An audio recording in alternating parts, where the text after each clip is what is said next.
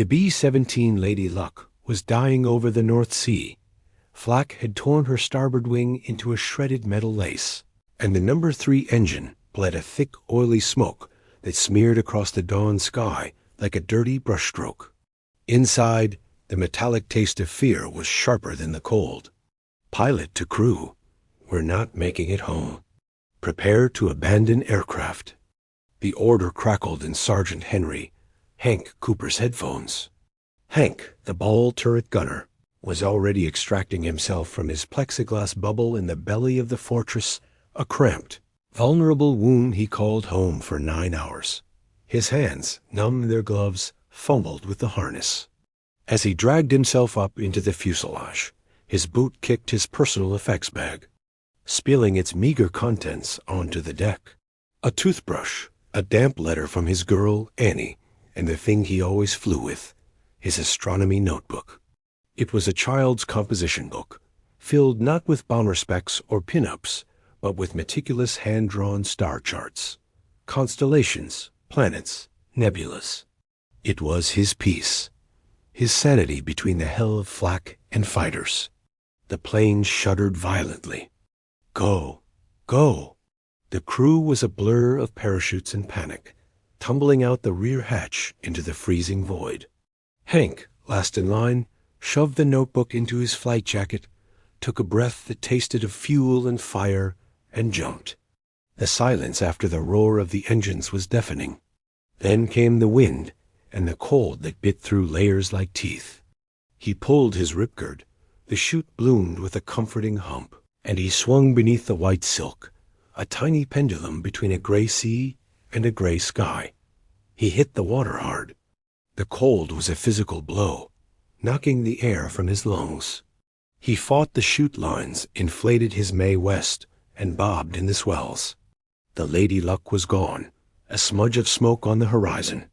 He was alone. Hours bled together. The sea was a vast, featureless desert. His survival training screamed one thing: find land east, head east. But which way was east?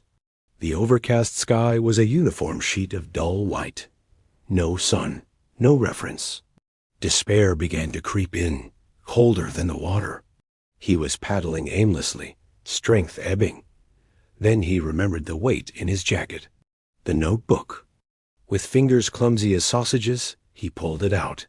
The pages were soggy, the ink running, but the drawings, his drawings, were still clear. He flipped past Orion, past the Big Dipper, to the page he needed. It was a chart for high northern latitudes, showing not just constellations, but the subtle, slow turn of the celestial pole. He looked up at the blank, clouded sky. Useless. But then, a miracle. A temporary rift in the cloud layer, a narrow window of pristine, dark blue twilight sky. And there, shimmering with impossible clarity, was Polaris, the North Star. His heart hammered against his ribs. He looked at his chart. He looked at the star. And he saw not just a point of light, but an anchor. Polaris wasn't true north. He knew that.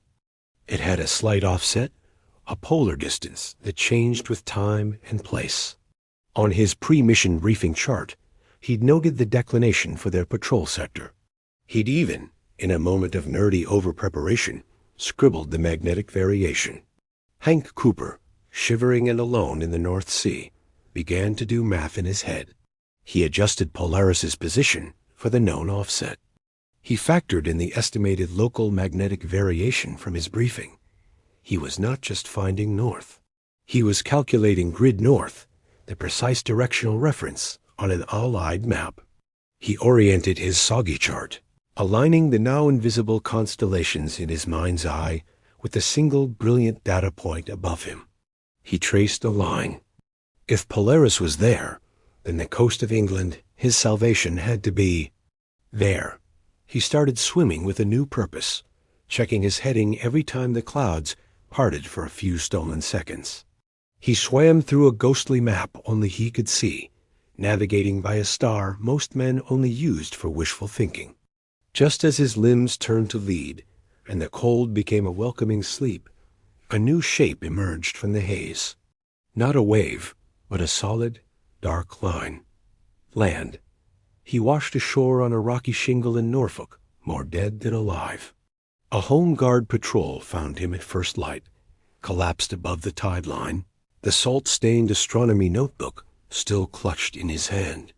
Days later, in a clean hospital bed, an RAF intelligence officer visited. "Quite the navigation, Sergeant. We plotted your likely ditching point. Currents should have pushed you north.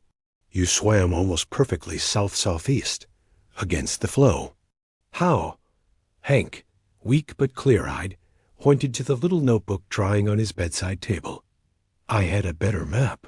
The officer, a navigation expert, flicked through the pages, the careful drawings, the tiny annotated calculations in the margins. He understood. This wasn't luck. This was a different kind of precision. "You corrected Polaris for grid north," the officer stated, a note of awe in his voice.